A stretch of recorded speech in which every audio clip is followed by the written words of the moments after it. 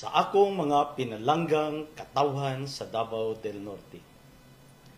Akong gikasubo nga ipahibalo kaninyo nga dili pa ko makabalik sa akong opisina isip gobernador karong adlaw. June 10, 2024. Bisan pa nga nahuman na ang 60 days preventive suspension niadtong Biyernes sa hapon, aduna nasab bag-ong 30 days preventive suspension order ang ipakanaog batok kanako nga gikan gihapon sa Office of the President tungod sa reklamo nga gipasaka sa Northern Davao Electric Cooperative o Nordico.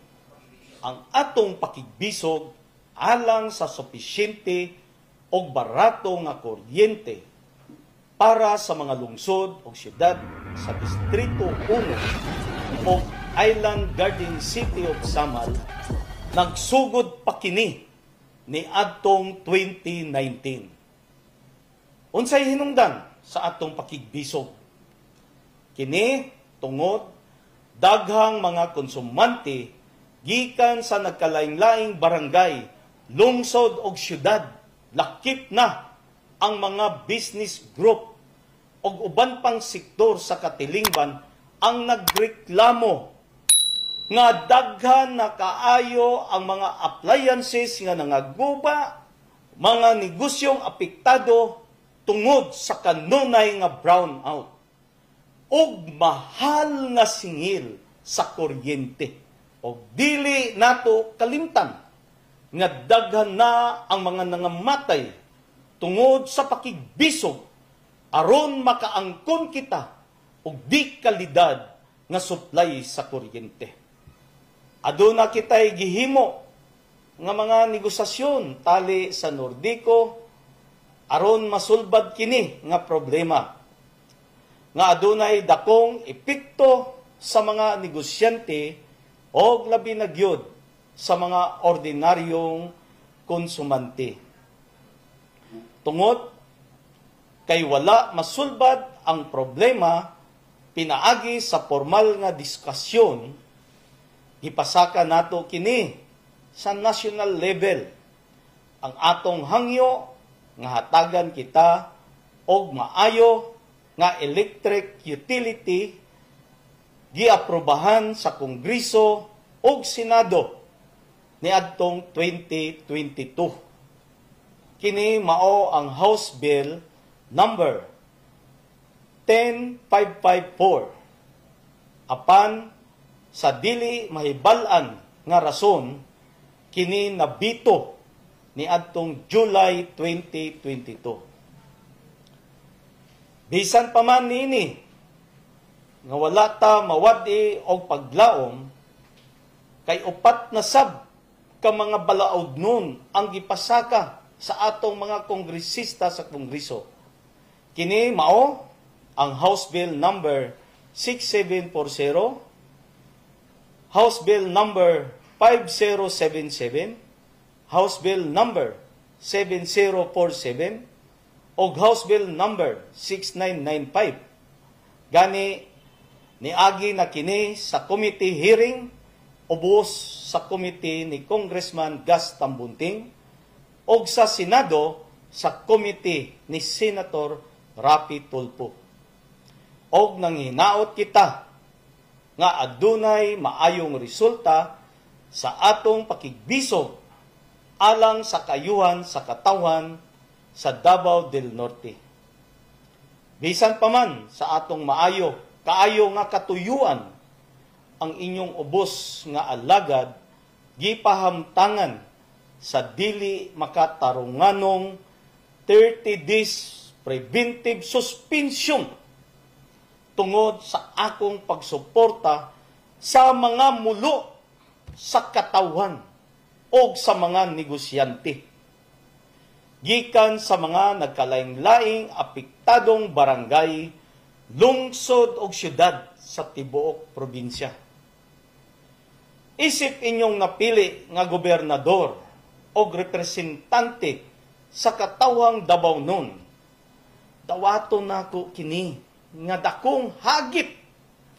Ako kining gibarugan o gipaglaban kay nakita nako nga nag-antos mo, nag-antos tang tanan tungod sa perwisyo nga dala sa serbisyo sa Nordico. Og sa nahitabo karon, imbis ang kooperatiba adunay tulubagon, ang inyong kuyagub pahinuon ang gisilutan.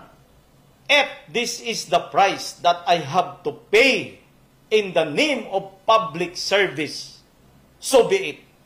Bisan pa niya na, angay sabton sa katawan kung unsa ang proseso pagpahamtang o preventive suspension base sa balaod subay sa Administrative Order number 66 series of 1999.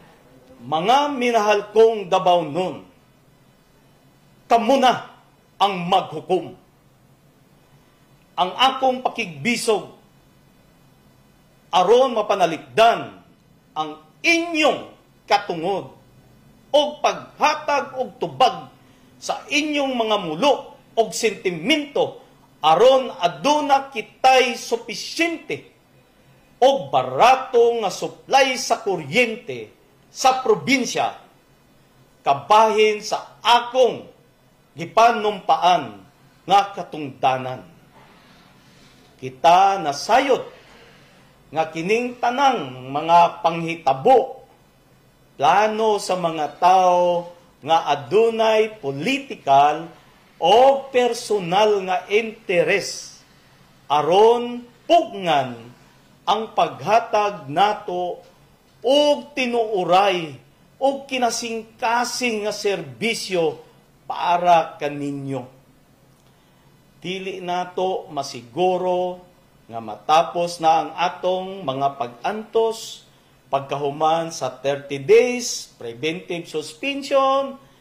Ako nagahangyo nga sa kanunay kita magmatngon, magtinabangay aron maprotektahan ang atong mga tawhanong katungod og labaw sa tanan, magampo sab kita sa labawng makagagahom nga kita iyang panalanginan o giyahan sa atong pakigbisog o sa mga musunod pa natong mga lakang.